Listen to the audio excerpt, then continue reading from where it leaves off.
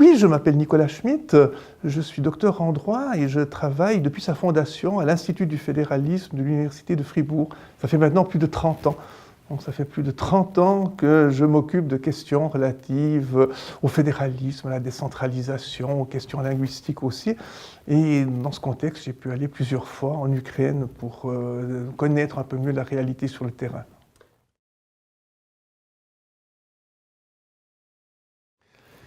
Écoutez, l'Ukraine est engagée dans un processus qui est malheureusement désolant et qui est la preuve, une fois de plus, qu'une gestion un peu approximative des questions territoriales, des problèmes linguistiques, est susceptible de conduire à de graves problèmes.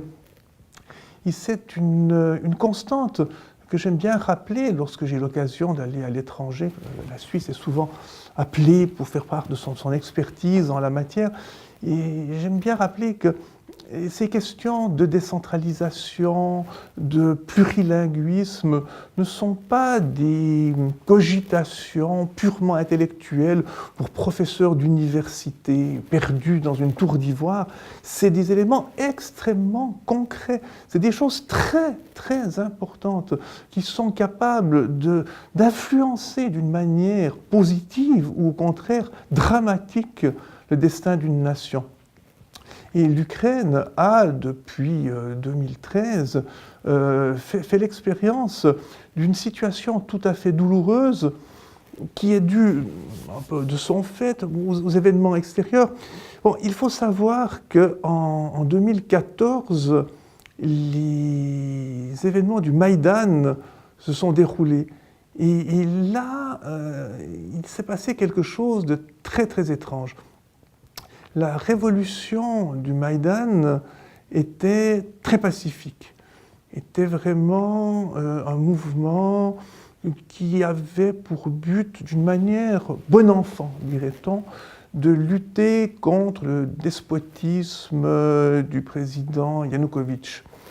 Et ce président était, semble-t-il, je crois que la chose est assez incontestable, était une personnalité finalement qui dirigeait l'Ukraine d'une manière très népotique. Et les Ukrainiens, qui en avaient ras-le-bol d'un gouvernement aussi corrompu, ont voulu le lui faire savoir par des manifestations tout à fait bon enfant sur le Maïdan, qui est la grande place de Kiev, là où il y a la colonne de la liberté, etc. Et soudain, au bout de plusieurs jours de manifestations, la police, quelqu'un a tiré, et depuis ce moment-là, tout ce mouvement bon enfant a basculé dans le sang, et c'est devenu quelque chose de dramatique, et tout d'un coup les événements se sont précipités, des mouvements insurgés sont apparus dans l'Est ukrainien, on sait ce qui est arrivé en Crimée, et on peut évidemment supposer que la main du Kremlin, d'une manière ou d'une autre, on en parle beaucoup, on n'ose pas le dire trop fort, mais enfin, on peut imaginer quand même que la main du Kremlin était un peu là derrière. Et on peut imaginer aussi qu'effectivement, le Kremlin attendait, comme un chat qui attend la souris devant son trou. Imaginez que le gouvernement Kremlin sentait que la situation n'était pas très réussie, pas très heureuse, et était tout à fait prêt à sauter sur la première occasion pour essayer de lancer la crise et de créer de gros problèmes en se basant sur certains faits justement dus à la mauvaise gestion des questions linguistiques dans le pays.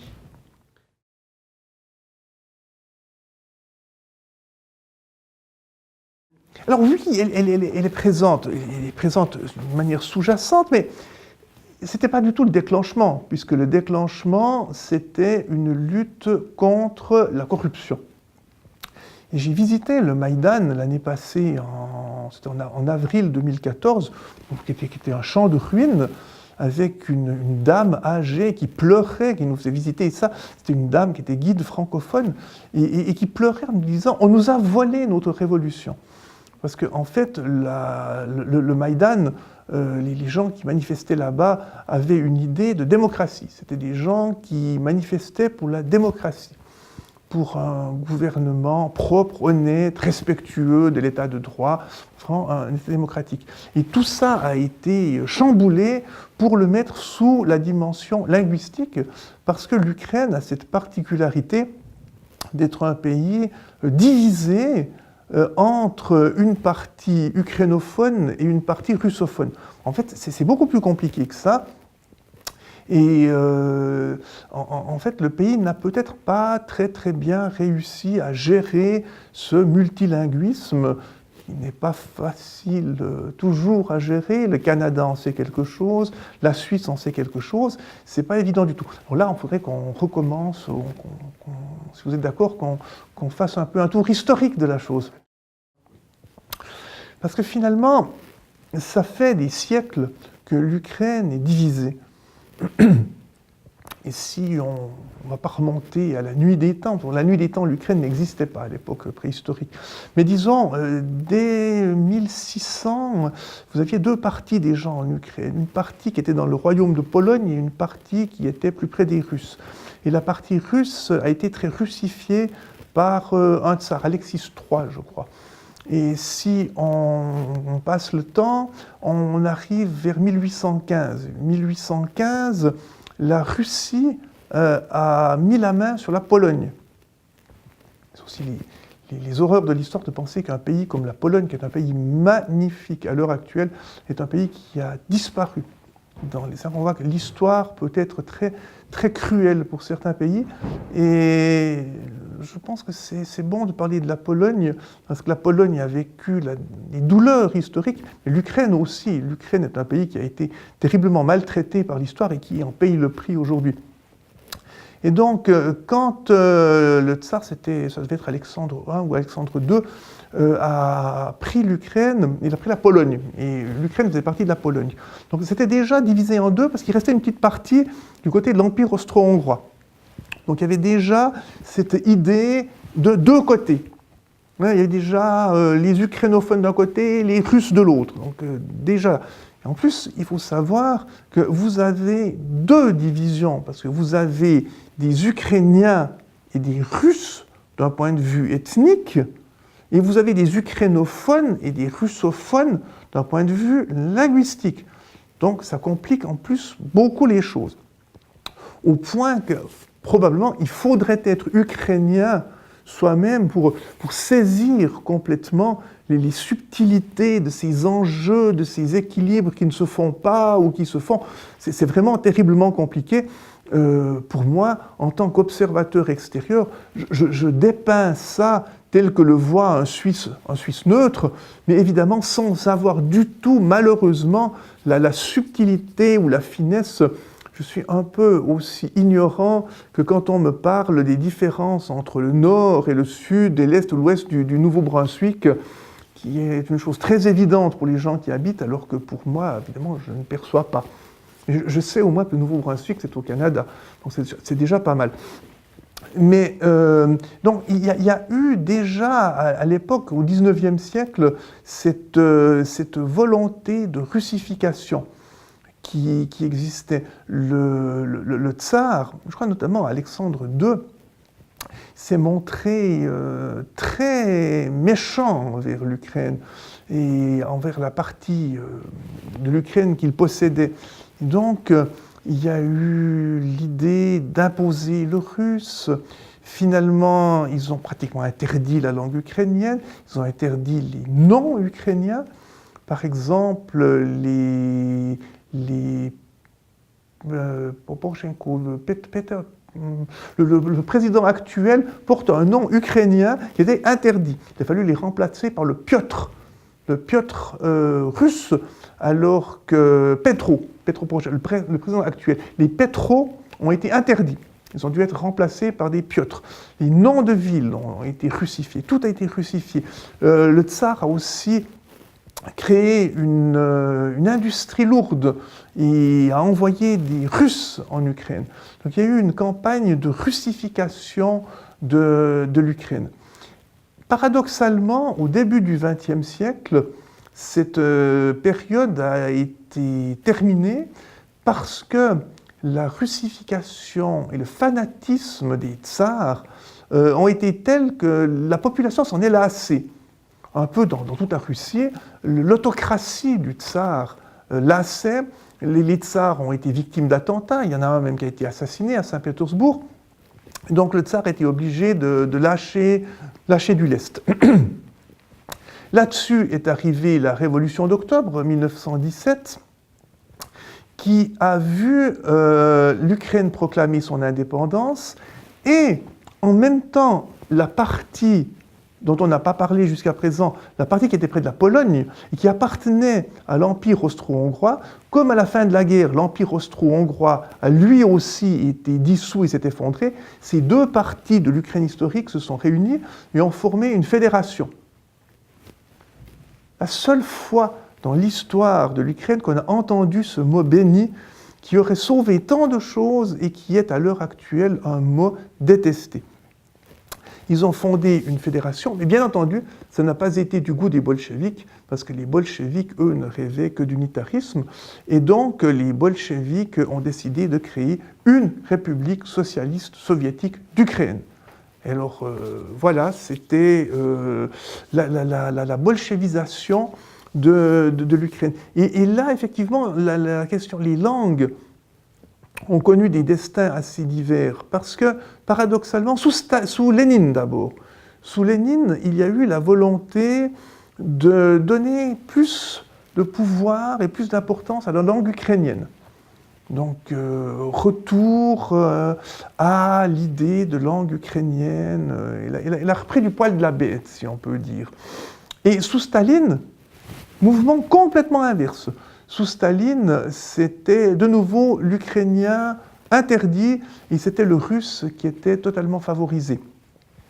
Tout ça dans une façon un peu hypocrite de faire les choses, parce que l'Union soviétique, on ne va pas dire la Russie, mais l'Union soviétique de l'époque prétendait officiellement toujours le respect des nationalités, le respect des diversités, alors qu'en fait, l'idée de l'Union soviétique était de mettre fin à toute cette diversité linguistique, cette diversité ethnique, pour imposer partout l'homo soviéticus, le russe, qui allait prendre les commandes partout. Et on voit ces phénomènes, par exemple en Estonie, en Lettonie, maintenant on est très inquiet par les menaces de la Russie sur la Lettonie, à cause justement de l'envoi de tous ces gens de Russes, dans cette idée de russification. Et ce qui est tout à fait frappant, c'est que cette russification réelle se faisait sous le couvert d'un, semble-t-il, d'un soi-disant respect absolu de la diversité, alors que ce n'était pas vrai du tout. Dans le même ordre d'idées, vous savez que la constitution soviétique était la seule fédération au monde qui autorisait le droit de sécession.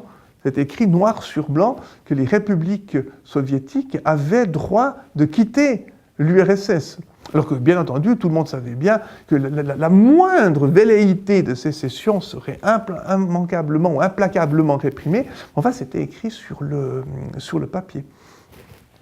Avant que j'oublie, pour dire à quel point l'Ukraine a été martyrisée au XIXe siècle par les tsars, l'Ukraine a perdu son nom. L'Ukraine a perdu son nom, elle n'avait plus le droit de s'appeler Ukraine, c'est devenu la Petite Russie. Et la Biélorussie, c'était devenu la Russie blanche. Donc vous aviez la Russie, la Petite Russie et la Russie blanche. Pendant tout le XIXe siècle, on ne parlait plus d'Ukraine. L'Ukraine n'existait plus. On peut revenir à Staline.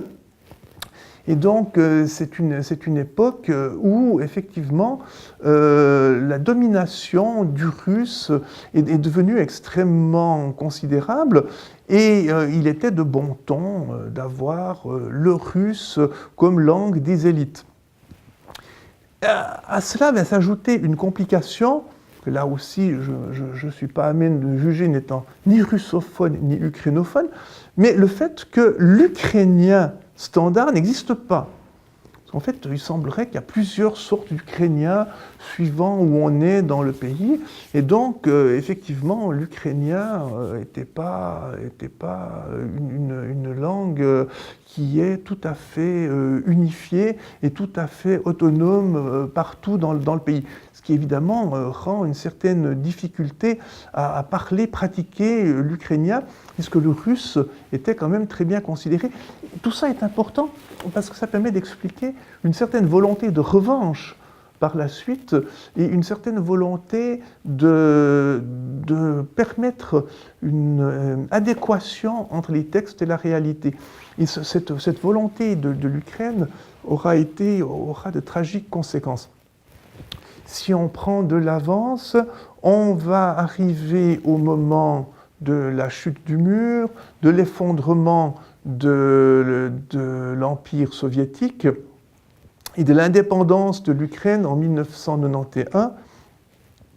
Et 1991, donc indépendance de l'Ukraine, et avant ça, une chose tout à fait surprenante, qui est incroyablement paradoxale, c'est le fait que, vous êtes en 1989, chez nous on dirait 1989, mais ici je veux dire 89, 1989, l'Ukraine a adopté, sous le régime soviétique, il faut préciser, sous le régime soviétique, une loi sur les langues dans laquelle il était précisé que la langue officielle de l'Ukraine était l'ukrainien.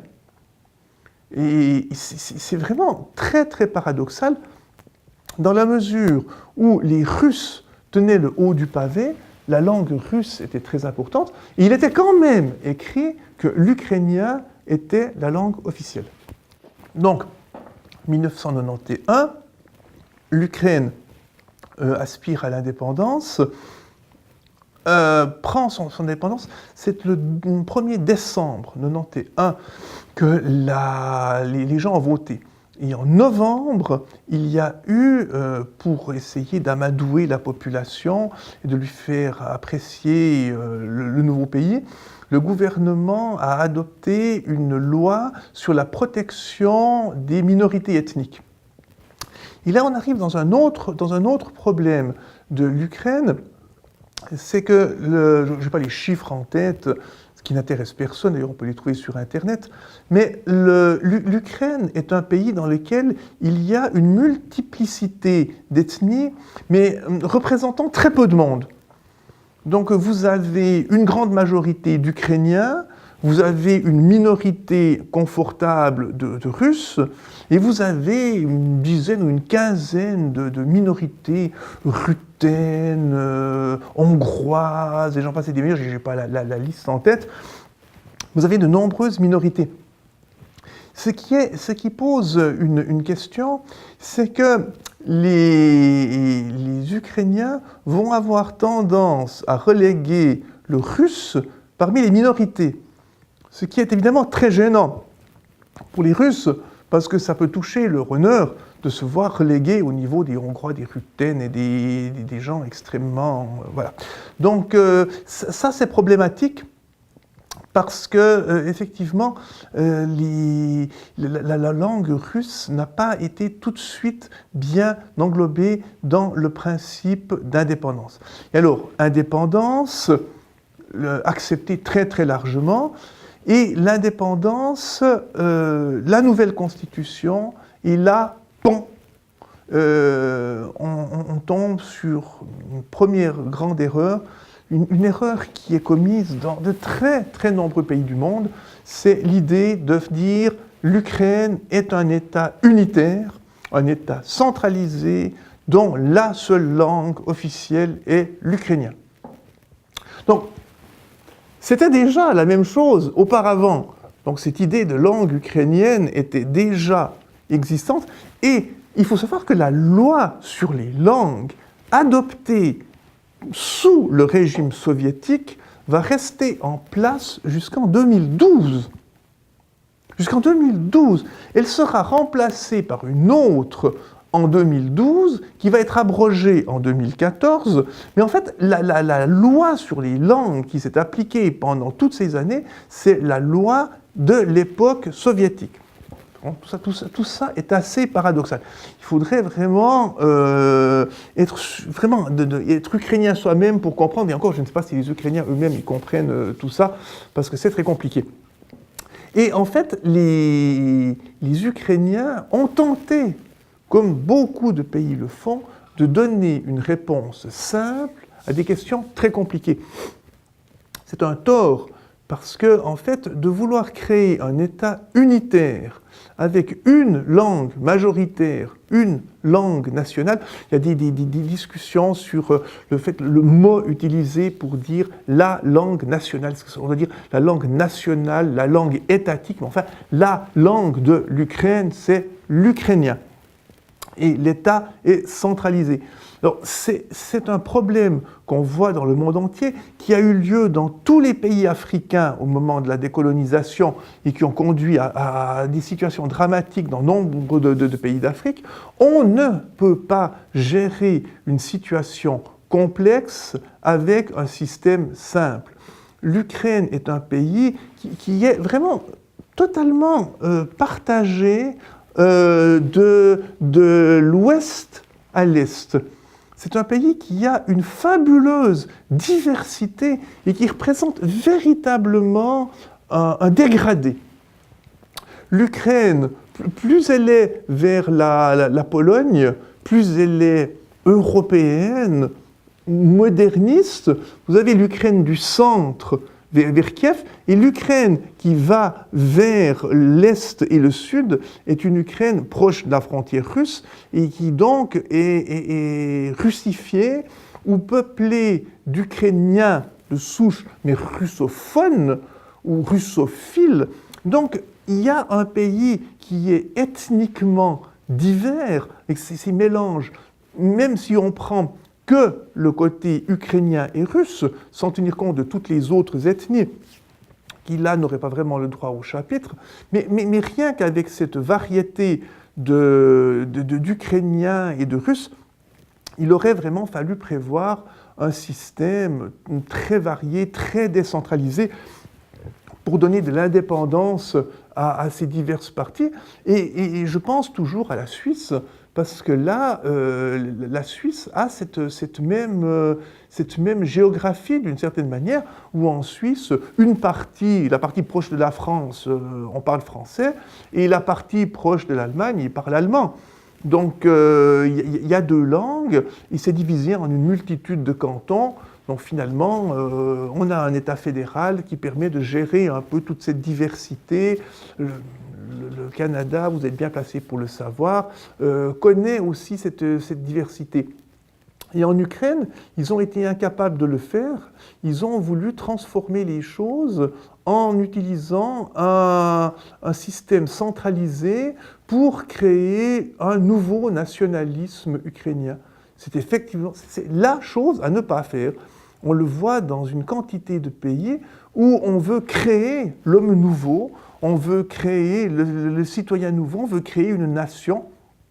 J'ai écrit des choses là-dessus sur les pays d'Afrique, c'est juste dramatique. Et ce qui est épouvantable, c'est que, en fait, ça a même été préconisé par des grands penseurs, notamment américains, qui ont expliqué que la seule façon de faire au moment de l'indépendance africaine, c'était de créer un régime très centralisé, très fort, car c'est seulement un régime très fort qui allait créer l'homme nouveau, le Guinéen nouveau, le Ghanéen nouveau, le Congolais nouveau, et qui allait permettre de changer les choses, de donner un nouveau tournant après la colonisation, comme en Ukraine, exactement le même dialogue, et ça n'a conduit qu'à des calamités, des catastrophes, des despotes, parce qu'évidemment un pouvoir central fort se révèle toujours despotique, et donc ça marche très mal.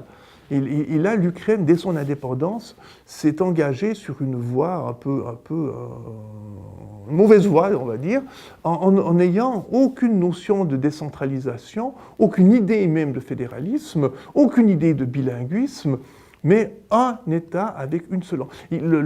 L'idée, bien entendu, c'est que ce genre d'attitude ne peut que créer des frustrations.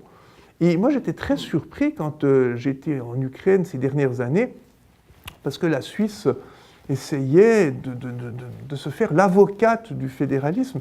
Mais que peuvent les universitaires face aux politiciens? Ça, c'est une éternelle question. Ils ne peuvent pas grand-chose.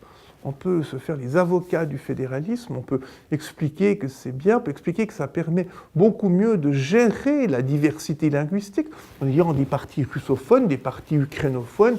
Dans les régions, on se débrouille comme elles veulent. Et c'est pour ça que j'étais plusieurs fois en Ukraine pour faire des conférences là-dessus. Mais bon, évidemment, personne ne s'est donné la peine de m'écouter. Et donc la situation a empiré. Alors évidemment, vous avez un autre problème qui s'est posé là-dessus. C'est que vous avez eu des dirigeants extrêmement médiocres. Alors, voilà, vous avez le président Yushchenko, mais qui a mal tourné, il y a eu Viktor Kuchma, qui était épouvantable, il y a eu Yanukovych, qui était complètement corrompu. C'est des gens qui n'ont évidemment pas du tout contribué à essayer de trouver des solutions. C'est aussi le grand problème des pays, que ce soit le Canada, la Suisse. Nous avons la chance d'être dans des pays où les dirigeants se donnent la peine, parce qu'ils sont plus mus par leur devoir, se donnent la peine d'essayer de trouver des solutions qui ne sont peut-être pas toujours idéales. Je ne sais pas si la situation des francophones au Canada est toujours parfaite. La situation des francophones en Suisse, on ne va pas se plaindre. On a vraiment tort de se plaindre. Mais parce que les politiciens sont mus par cette nécessité de servir le bien-être de leur pays. Alors qu'en Ukraine, on était dans cet état d'esprit de ces dictatures où finalement la personne au pouvoir est à centraliser, aucun pouvoir dans les provinces, et finalement une très haute personnalité m'a expliqué que en fait le président Yanukovych possédait l'Ukraine avec une vingtaine d'amis. C'était vraiment pratiquement une prêture personnelle. Ces gens-là ne sont pas du tout intéressés à organiser le bien-être du pays. Et donc, vous avez cette idée, donc, toujours la même constitution linguistique, avec cette espèce de situation irrésolue d'un pays dans lequel la seule langue officielle est l'ukrainien, mais avec une importante minorité russophone, qui évidemment pouvait se sentir tout à fait frustrée. Et le problème, c'est que cette frustration est un sentiment qu'il est très très facile de manipuler de l'extérieur, en disant, oui, effectivement, vous êtes maltraité, vous êtes méprisé, on ne fait pas assez attention de vous.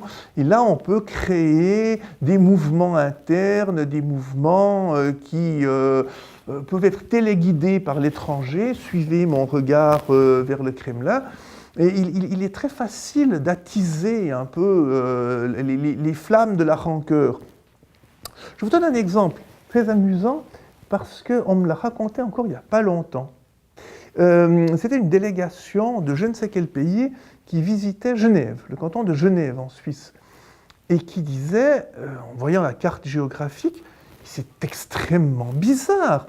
Votre canton, il a 130 kilomètres de frontière avec la France et 4 kilomètres de frontière avec la Suisse. C'est une espèce d'appendice, comme ça, Genève, c'est un appendice au bout de la Suisse. Et ces gens ont dit aux Genevois, mais enfin pour vous, ce serait beaucoup mieux de rejoindre la France. Et les interlocuteurs genevois sont partis d'un immense éclat de rire, en disant, mais quelle horreur, jamais dans l'histoire, il y a eu la moindre idée pour Genève de quitter la Suisse pour aller en France, parce qu'en Suisse, Genève est un important canton. La Genève internationale, c'est un des plus beaux et des plus importants cantons de Suisse, alors qu'en France, ce serait une ville de seconde zone à la périphérie du pays dont personne ne parlerait.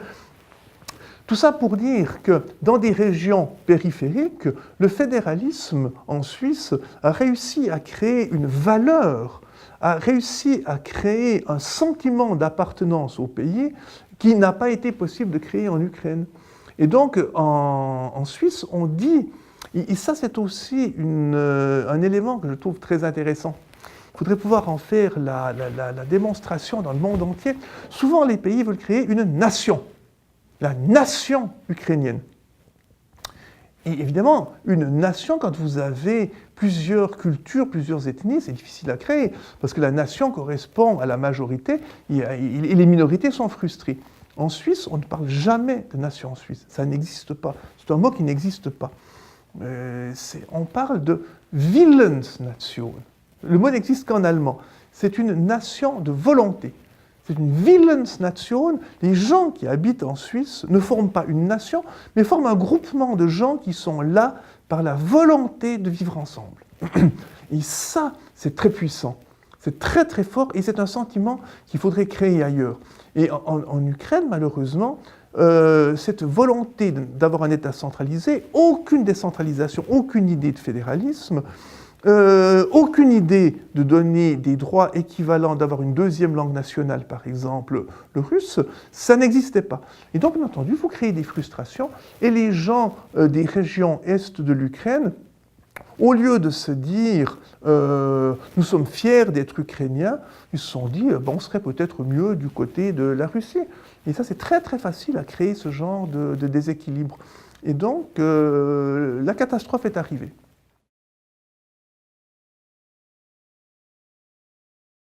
Je pense que les Ukrainiens craignaient la mainmise des russophones, mais vous savez, ça c'est la fable du chêne et du roseau. C'est une fable qu'on devrait aussi rendre obligatoire dans tous les cours de sciences politiques. Le roseau plie, mais ne rompt pas. Et les Ukrainiens avaient sans doute peur. Ils se sont barricadés, mais la peur est mauvaise conseillère. Et cette barricade était finalement une mauvaise chose. Parce que maintenant, ils sont, comme on dit chez nous en Suisse, ils sont dans la peuf. Et l'idée, c'est que, en fait, je pense qu'il devait y avoir une idée de revanche. Parce que, comme je vous le disais, très paradoxalement, la langue ukrainienne était déjà officiellement la langue de l'Ukraine du temps de l'Union soviétique, alors qu'à ce moment-là, le russe était vraiment la langue qui avait droit de cité. Les gens envoyaient leurs enfants dans les universités russophones parce que le russe était, semble-t-il, la langue de l'administration, la langue du pouvoir. Mais c'est évidemment, ça fait partie de ces mensonges qui accompagnaient beaucoup l'Union soviétique. Je parlais de l'indépendance possible, et probablement que les Ukrainiens, nationalistes ukrainiens, qui ont pris le pouvoir et qui ont amené le pays à l'indépendance, ont voulu transformer ce mensonge en réalité en disant maintenant, c'est notre revanche, on arrive, on impose l'ukrainien comme langue majoritaire. Et probablement que c'est aussi une réalité assez difficile, puisque l'ukrainien standard n'existe pas tellement. Donc c'était un peu difficile. Les présidents, il y avait une anecdote sur la réception du pape Jean-Paul II qui parlait beaucoup mieux l'ukrainien que le président. Donc c'est évidemment un peu étrange ce genre de choses. Il aurait été mieux, plus intelligent d'avoir cette idée d'une reconnaissance tout de suite de deux langues principales. C'est d'autant plus, me semble-t-il, facile que l'Ukraine n'est pas comme la Suisse, un pays véritablement multilingue, mais il y a deux langues. Donc il aurait été possible de dire qu'il y a deux langues nationales, et puis comme ça tout le monde aurait été content.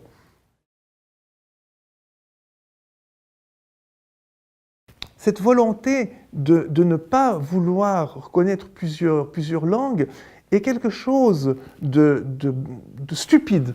Je vous donne un exemple qui touche mon canton. Et c'est un exemple que j'aime énormément. Mon canton est un des rares cantons de Suisse qui est bilingue. Nous avons une majorité de francophones et une minorité de germanophones, ce qui est l'inverse du pays. Parce qu'en Suisse, les francophones sont minoritaires, mais dans mon canton, ils sont majoritaires. Et à la gare, chez nous, la gare, c'était indiqué Fribourg, la gare de Fribourg.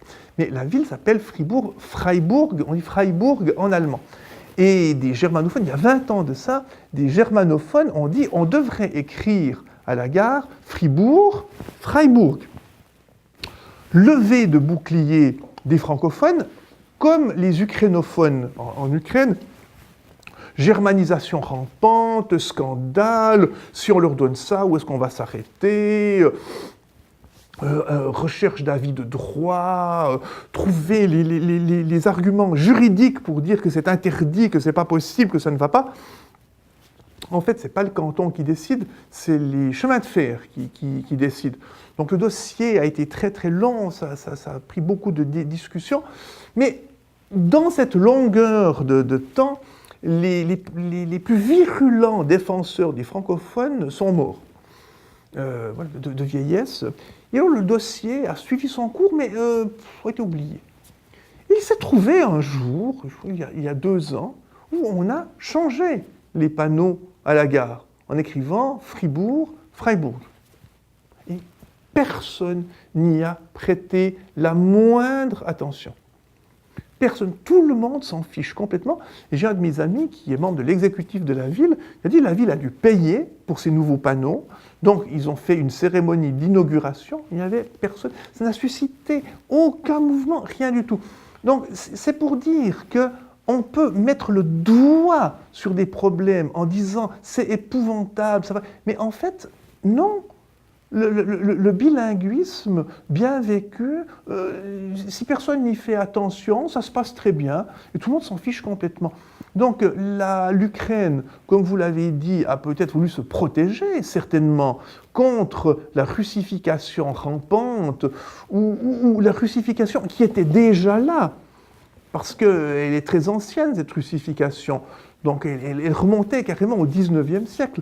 Donc les Ukrainiens nationalistes ont peut-être voulu se protéger, mais en créant une forteresse ukraine, ils ont fait comme le chêne, ils auraient dû faire comme le roseau. Et leur idée était mauvaise, parce qu'ils ont donné du grain à moudre aux personnes de l'Est du pays, et probablement à Vladimir Poutine, qui n'attendait que ça. Parce que vous ne m'enlèverez pas de l'idée, le fait que le référendum en Crimée, c'est quand même quelque chose d'assez bizarre. Et moi, je viens de Suisse, un pays où on vote tout le temps, on a tout le temps des référendums, tous les 3 mois on va voter. Enfin, le référendum en Crimée, il a été organisé en 2 jours, en Suisse on ne le ferait pas. Donc si en Suisse on n'organise pas un référendum en 2 jours, je pense que le référendum en Crimée, il devait être prêt depuis belle lurette. Donc les Ukrainiens n'ont pas vu qu'en donnant le sentiment de mépriser un peu la minorité russophone, ou la minorité russe, parce que de nouveau, entre russophone et vrai russe, il y a encore des distinctions, mais en ne donnant pas tous les droits et toute l'attention à ce groupement de population, il donnait du grain à moudre aux gens qui pouvaient dire c'est scandaleux, vous vous occupez pas d'eux, vous êtes malheureux, etc. Bon, sur la Crimée, il faut quand même préciser que la Crimée est un cas un tout petit peu spécial dans la mesure où la Crimée était peuplée de Russes, de vrais Russes, pas seulement des russophones, mais des vrais Russes. Et on dit que c'est Khrouchtchev, un jour, qu'il était ivre, qui avait donné la Crimée à l'Ukraine. Évidemment, à l'époque, c'était moins important, puisque l'Ukraine faisait partie de l'Union soviétique. Donc, finalement, c'était pas... Mais c'est des greffes aussi qui demandent beaucoup d'attention pour que les choses se passent bien. En Suisse, on a connu un cas tout à fait désastreux d'une greffe. Comme ça, on a une autre Crimée à nous, c'est le canton du Jura qui a été donné au canton de Berne, et le canton du Jura n'a pas voulu rester dans le canton de Berne, parce que le canton de Berne n'a pas su donner toute la considération voulue à ce canton. Donc on voit aussi des parallèles qu'on peut tirer avec la Suisse. Si on ne donne pas toute la considération, tout le soin voulu à une partie de territoire ou à une partie de population, après, cette partie de population va se sentir frustrée et il va essayer quelque chose, va essayer des choses. Il faut constamment se donner la peine d'essayer. Et en Ukraine, ils ne l'ont pas fait. Quand j'étais l'année passée en Ukraine, j'ai vécu une chose absolument incroyable. Nous avons eu une conférence de presse du vice-premier ministre qui présentait la loi de décentralisation. Alors donc, l'Ukraine a besoin maintenant de fédéralisme. Le mot est tabou, on n'en parle pas. L'Ukraine a besoin de fédéralisme. Et il a présenté son projet de décentralisation au niveau des communes. Uniquement au niveau des communes. Qu'est-ce que vous voulez faire avec une décentralisation au niveau des communes? Donner quelques compétences supplémentaires aux communes. Vous êtes dans un pays très pauvre. C'est comme en Afrique. Vous avez la situation dans ces pays d'Afrique qui sont tous plus mal fichus les uns que les autres, vous avez des myriades de communes qui n'ont aucune compétence, aucun moyen, aucun budget, rien du tout. C'est pas sérieux, évidemment. Mais bien entendu, c'est la façon la moins gênante pour un gouvernement central de donner du pouvoir, de décentraliser en étant le moins touché possible, parce que les communes, c'est ce qui est le moins dangereux. Et donc, il y avait plusieurs observateurs, notamment des gens de l'OCDE, des experts internationaux qui étaient là et qui hochaient la tête en disant donner des compétences et décentraliser au niveau des communes, ça ne sert à rien du tout. Ça n'a absolument pas de sens. Il faut avoir un traitement tout à fait différencié des choses et avoir une véritable décentralisation sous forme de fédéralisme. Le grand problème là derrière maintenant, colossal, il y en a même deux de problèmes colossaux, c'est que le fédéralisme est un moyen merveilleux de prévenir les conflits. Parce que, on le voit au Canada, le Canada qui a réussi à éviter la sécession du Québec, le Canada qui a discuté Mitch Lake, Charlottetown, c'est vraiment la preuve d'une démocratie magnifique, vivante, d'un fédéralisme splendide, ça, c'est superbe.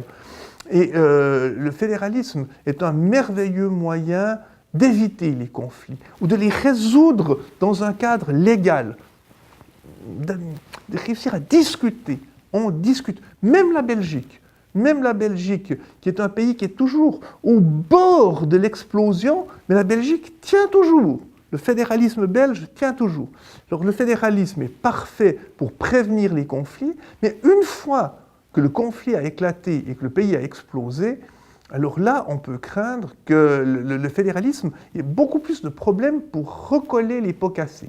On le voit dans des pays comme Chypre, comme le Népal, comme le Sri Lanka.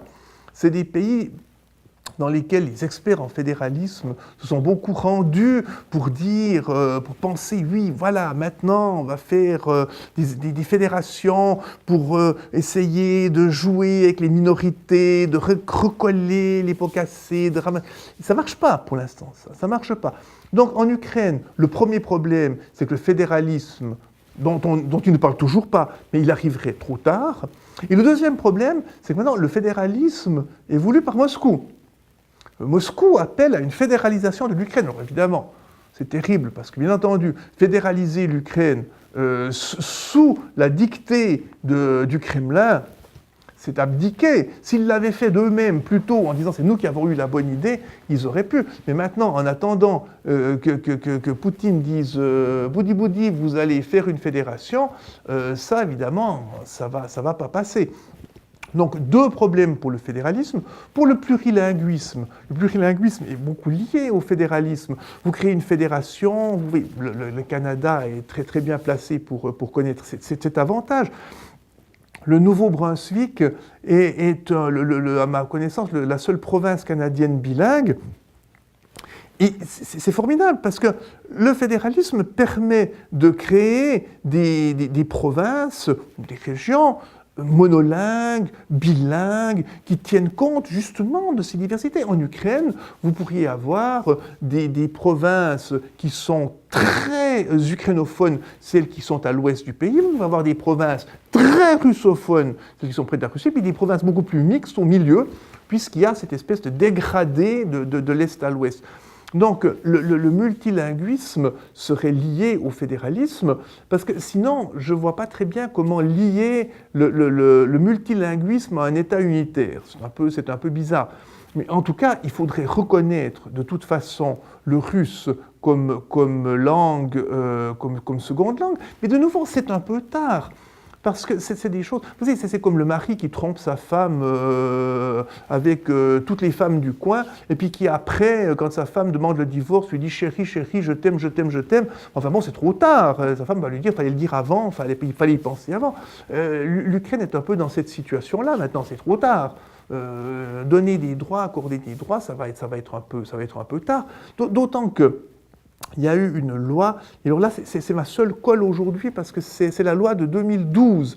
C'est cette loi qui a été abrogée, c'était la loi sur les langues. C'est aussi une loi qui a été inspirée par l'Europe, par la charte européenne des langues minoritaires. Le côté, et alors là je marche un peu sur des œufs, parce que ça, c'est un domaine où je suis moins à l'aise. Mais cette inspiration de la Charte européenne des langues minoritaires est un peu malodorante pour les russophones d'Ukraine, parce que les russophones ne se sentent pas comme vraiment une langue minoritaire. Il faut faire très attention. Le russe est une langue qui continue à être très importante en Ukraine. Donc il aurait fallu lui donner le statut de seconde langue étatique. Ça aurait été beaucoup plus simple. Et reléguer le russe au rang de langue minoritaire, comme la charte qui préserve des langues très très minoritaires, le gaélique, l'écossais, le galicien, ou des langues, la langue des îles Baléares, des dialectes un peu perdus. Et on ne peut pas faire rentrer le russe dans cette catégorie-là en Ukraine. Mais paradoxalement, il semble bien que cette loi, même cette reconnaissance-là, était très mal perçue par les Ukrainiens.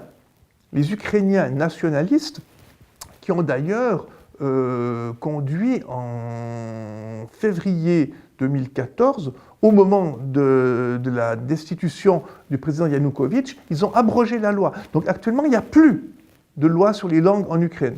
Donc il y a un vide juridique, c'est le grand néant.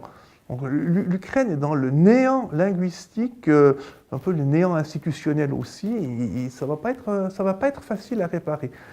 Parce qu'il y a un troisième aspect qu'il faudrait mettre en lumière, c'est-à-dire qu'il y a, pour l'instant, on a vu deux éléments intéressants que l'Ukraine a refusé de suivre. Donc l'Ukraine n'a pas voulu de plurilinguisme, donc vraiment de bilinguisme. Parce que dans le cas de l'Ukraine, il y a deux langues, c'est comme au Canada, deux langues. Si le français se retrouvait relégué au rang de la langue esquimau, je pense que la langue inuit, pardon, pas de la langue esquimau, de la langue inuit, je pense que les francophones ne seraient pas très contents. Donc, il ne faut pas aller dans... L'Ukraine aurait été un pays bilingue. Ils n'ont pas voulu. L'Ukraine aurait pu faire une fédération. Ils n'ont pas voulu. Et il y a un troisième point dont les Ukrainiens ne veulent pas entendre, c'est la neutralité. Or, dans un pays qui est situé comme l'est l'Ukraine, coincé entre l'Europe et la Russie, la seule solution, c'est la neutralité, comme la Suisse. La Suisse doit sa survie à sa neutralité. Parce que nous, on était coincés au milieu de l'Europe, on était écrasés entre tous ces empires. Donc la Suisse a dit depuis 1515, depuis Marignan, les Suisses ont dit on est neutre. Nous, on est neutre, on s'occupe de personne, on est neutre.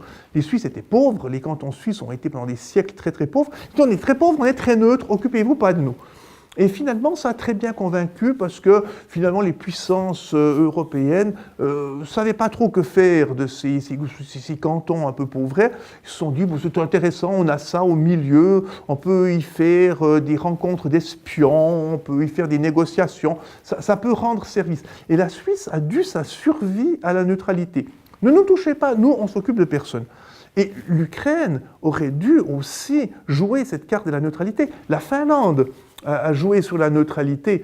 La Finlande était très mal barrée vis-à-vis de la Russie, mais la Finlande a dû sa survie aussi à la neutralité. Il n'y a pas de miracle. Quand on est tout petit, coincé entre des grands blocs, on ne peut pas faire les malins. Donc il faut dire, on est neutre, drapeau blanc, nous, occupez-vous pas de nous. Et là, l'Ukraine aurait dû tout de suite dire, on est neutre, on est un pays neutre, on n'est dans aucun bloc, on s'occupe de nous. Et finalement, l'Ukraine aurait dû prendre exemple sur la Suisse, qui est multilingue, fédérale et neutre, et qui s'en sort très bien. Et l'Ukraine a refusé ces trois éléments, et s'en sort très mal. Parce que maintenant, la situation en Ukraine est calamiteuse, ils ont perdu la Crimée, ils sont dans une situation de guerre, et ça va être très très difficile de réparer les pots cassés.